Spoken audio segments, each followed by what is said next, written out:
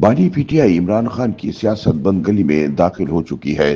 P T I حکومت کی بجائے صرف اسٹیبلشمنٹ کے ساتھ بات کرنا چاہتی ہے، تاہم مقتدر اپنے موقع پر قائم ہے کہ بات کرنی ہے تو سیاسی حکومت کے ساتھ کریں۔ مبصرین کے مطابق حقیقت یہ ہے کہ پی ٹی آئی کے حکومت یا اسٹیبلشمنٹ سے مذاکرات کے امکانات معدوم ہیں، کیونکہ پی ٹی آئی قیادت صرف عسکری قیادت سے مذاکرات کی خواہش مند ہے، جبکہ اسٹیبلشمنٹ پی ٹی آئی پر دوبارہ اعتبار تو دور کی بات مذاکرات کے لیے بھی تیار نہیں۔ دوسری جانب حکومت سے مذاکرات میں پی ٹی آئی کو یہ مسئلہ درپیش ہے کہ تحریک انصاف سمجھتی ہے کہ حکومت کے ساتھ بات کرنے کا مطلب ہے کہ اسے منتخب حکومت تسلیم کیا جائے اور اسے چلنے دیا جائے۔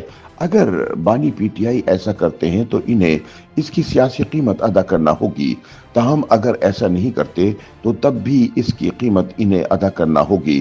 مبصرین کے مطابق پی ٹی آئی مکمل پھنس چکی ہے، تاہم اب فیصلہ بانی P T I Imran Khan کو کرنا ہے کہ انہوں نے 9 مئی کے واقعات پر معافی مانگتے ہوئے اگلے الیکشن تک پرسکون رہنے کے وعدے کے ساتھ جیل سے باہر آ کر اپنی سیاست کرنی ہے، یا جیل میں رہ کر اپنی رہی سہی پارٹی کا مزید کباڑہ نکالنا ہے۔ مبصرین کے مطابق پاکستان تحریک انصاف اس وقت شدید ٹوٹ پوٹ کا شکار ہے، جہاں ایک طرف پارٹی لیڈرشپ ایک دوسرے کے خلاف برسر پیکار ہیں، وہیں دوسری جانب پی ٹی آئی کی سوشل میڈیا پر بھی اجارہ داری کم ہو چکی ہے۔ پاک بھارت جنگ میں کامیابی کے بعد پاکستان تحریک انصاف کے حامی سمجھے جانے والے اوورسیز پاکستانی بھی عسکری قیادت کے گن گاتے دکھائی دیتے ہیں۔ اس طرح اب وہاں بھی درار نظر آ رہی ہے۔ اگر صوبوں کی بات کی جائے تو کچھ عرصہ پہلے تک خیبر پختونخوا میں صرف پاکستان تحریک انصاف کا بیانیہ نظر آتا تھا، لیکن اب وہاں بھی منظرنامہ تبدیل ہوتا دکھائی دیتا ہے۔ تحریک انصاف کچھ عرصے پہلے تک موجودہ رجیم کے لیے نہ صرف درد سر تھی بلکہ ایک بہت بڑا سیاسی چیلنج بن چکی تھی، لیکن اس کے اپنے سیاسی بلنڈرز نے اسے ناقابل تلافی نقصان پہنچایا۔ کچھ حلقے تحریک انصاف میں ٹوٹ پھوٹ کا ذمہ دار مقتدرہ کو قرار دیتے ہیں، مگر حقیقت یہ ہے کہ بانی پی ٹی آئی کی پالیسیوں، خاص طور پر تحریک انصاف کی سوشل میڈیا پالیسی نے اس جماعت کو توڑنے میں اہم کردار ادا کیا ہے۔ حتیٰ کہ تحریک انصاف کے اندر بھی کوئی ایک ایسا رہنما نہیں بچا جس کی عزت پی ٹی آئی کے اپنے سوشل میڈیا ورکر سے محفوظ ہو۔ مبصرین کے مطابق جہاں ایک طرف پی ٹی آئی کا سوشل میڈیا بریگیڈ منہ پھٹ اور بے لگام ہو چکا ہے، وہیں دوسری جانب پارٹی میں فیصلہ سازی کے اختیارات بارے بھی تذبذب ہے۔ پارٹی میں کسی کو معلوم نہیں کہ عمران خان کے علاوہ فیصلہ سازی کا اصل اختیار کس کے پاس ہے۔ اسی وجہ سے ایک لیڈر مذاکرات کی بات کرتا ہے تو دوسرا عوامی احتجاجی مارچ کا نعرہ بجانا شروع کر دیتا ہے۔ ایک کچھ لو اور کچھ دو کا فارمولا سامنے لے کر آتا ہے تو دوسرے ہی دن اس کی تردید کر دی جاتی ہے۔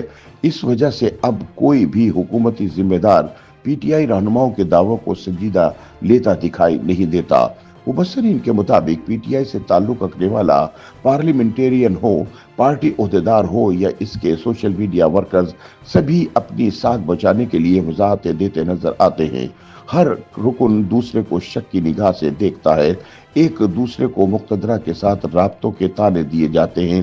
تاہم دلچسپ بات یہ ہے کہ نہ صرف پوری پی ٹی آئی بلکہ اس کے بانی سربراہ اسی اسٹیبلشمنٹ اور مقتدرہ کی حمایت حاصل کرنے کے خواہاں ہیں، جس کے لیے پی ٹی آئی گزشتہ 3 برسوں سے مزاحمتی سیاست کے نام پر دباؤ بڑھانے کی کوشش کر رہی ہے۔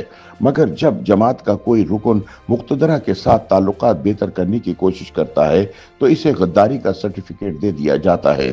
تجزیہ کاروں کا مزید کہنا ہے کہ 2022 تک پاکستان تحریک انصاف میں 2 طرح کی قیادت تھی، ایک وہ جو اس جماعت کو بنانے والوں میں شامل تھے، اور دوسرے وہ جنہوں نے بعد میں اس جماعت کا حصہ بن کر ملک کی سیاست میں اہم پوزیشنز سنبھالی۔ 9 مئی 2023 کے بعد پاکستان تحریک انصاف میں ایک تیسری قسم کی قیادت نے جنم لیا تھا، جو وکلا پر مشتمل تھی، جس نے پہلی 2 اقسام کی قیادت کے آؤٹ ہو جانے سے فائدہ اٹھایا اور کسی حد تک پارٹی کو ہائی جیک کر لیا۔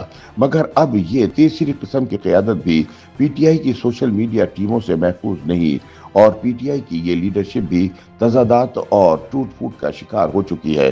تاہم دوسری جانب پی ٹی آئی قیادت کی جانب سے بڑی عوامی تحریک چلانے کی باتیں ہو رہی ہیں، ताहम मुबसरीन के मुताबिक 26 नवंबर 2024 के सियासी ब्लंडर्स के बाद अब पाकिस्तान तहरीक इंसाफ सड़कों पर आने का तस्वुर भी नहीं कर सकती, क्योंकि जहां एक तरफ पीटीआई वर्कर्स सड़कों पर निकलने पर आमादा नहीं, वहीं दूसरी जानिब पीटीआई का सबसे बड़ा सियासी हथियार सोशल मीडिया भी अब इसके हाथ से निकलता दिखाई दे रहा है, क्योंकि अब टिकटॉक, फेसबुक और एक्स समेत तमाम बड़े फोरम पर पीटीआई के मुकाबले में नून लीग की अच्छी खासी मौजूदगी नजर आती है।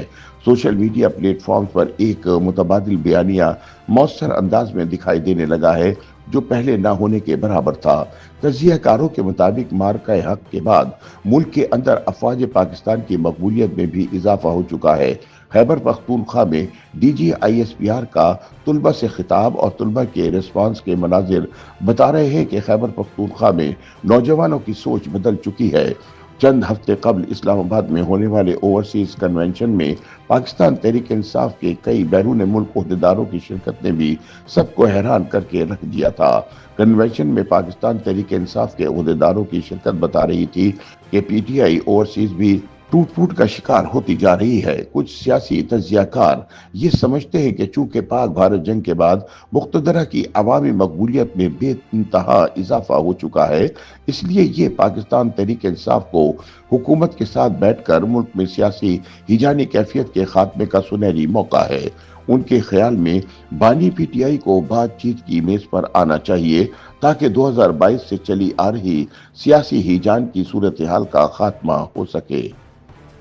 YouTube पर गूगली न्यूज देखने के लिए youtube.com की सर्च बार में गूगली न्यूज टीवी टाइप करें। गूगली न्यूज के पेज पर सुर्ख रंग के सब्सक्रिप्शन वाले बटन पर क्लिक करना ना भूलिए। YouTube पेज पर अपलोड होने वाली वीडियो से बाखबर रहने के लिए बेल आइकन पर क्लिक कीजिए। आपको हर नई वीडियो के बारे में नोटिफिकेशन मौसूल हो जाएगा।